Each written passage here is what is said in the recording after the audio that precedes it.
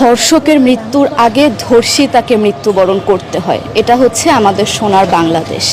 একজন ধর্ষকের জীবনের মূল্যটা এত বেশি যে তাকে ফাঁসির মঞ্চে দাঁড় করা যাবে না। আমরা বাংলাদেশে কয়জন ধর্ষকের নাম জানি যাকে কঠোর থেকে কঠোরতম শাস্তি দেওয়া হয়েছে, যাকে ফাঁসির মঞ্চে দাঁড় করা হয়েছে? আমরা কি আদৌ কেউ জানি না। অথচ আমরা কতগুলো যারা ধর্ষিত হয়েছে তাদের নাম জানি, অনেক বড়। এই লিস্ট আসলে অনেক বড়, বলে শেষ করা যাবে না। কুমিল্লার তনু, মাগুরার আসিয়া, 2 দিন আগেও কিশোরগঞ্জে 8ম শ্রেণীর একটি ছাত্রীকে বাসা থেকে তুলে নিয়ে ধর্ষণ করা হচ্ছে। বাবার হাতে মেয়ে ধর্ষিত হচ্ছে, ভাইয়ের হাতে বোন ধর্ষিত হচ্ছে। আমরা আসলে নিরাপদটা কোথায়? আমার মনে হচ্ছে আমরা যেন আইয়ামে জাহিলিয়া যুগে চলে গিয়েছি। মাঝে মধ্যে মনে হয় এর থেকেও খারাপ সময় আছি আমরা, কারণ ওই যুগে মেয়েরা অ্যাটলিস্ট সম্মান নিয়ে মৃত্যুবরণ করতে পারত। জন্মের পরপর জ্যান্ত মাটিতে পুঁতে দেওয়া হতো, আর আমাদের ধর্ষণ করে নির্মমভাবে তারপর মৃত্যুবরণ করতে হচ্ছে। যদি সরকার আমাদের ওই নিরাপত্তা নাই দিতে পারে, তাহলে সরকারের কাছে আমাদের অনুরোধ, আমাদের জ্যান্ত মাটিতে পুঁতে দেখ। আমরা বেঁচে থাকতে চাই না, আমরা সম্মান নিয়ে মৃত্যুবরণ করতে চাই। আমরা এই দেশে থাকতে চাই না যে এই দেশে আমাদের কোনো নিরাপত্তা নেই, যে এই দেশে রাস্তা দিয়ে হাঁটলে আমাদের মধ্যে একটা আতঙ্ক কাজ করে, কখন কি না কি হয়ে যায়।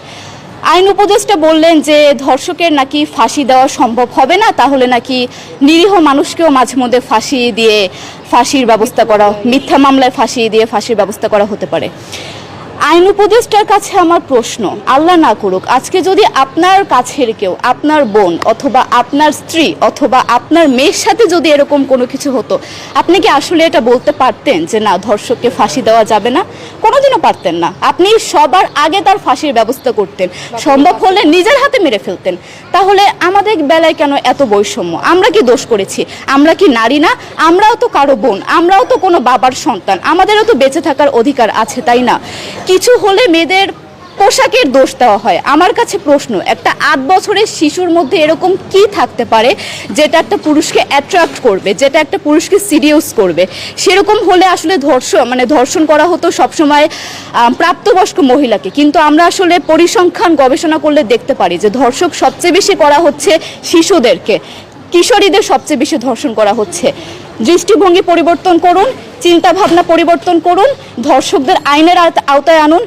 যদি আইন উপদেষ্টা অথবা প্রশাসন যদি ধর্ষকদের শাস্তির ব্যবস্থা না করতে পারে, আমাদের হাতে তুলে দেন, আমরা নিজেদের হাতে শাস্তি দিয়ে দিতে পারবো। এই সাহস আমাদের মধ্যে আছে।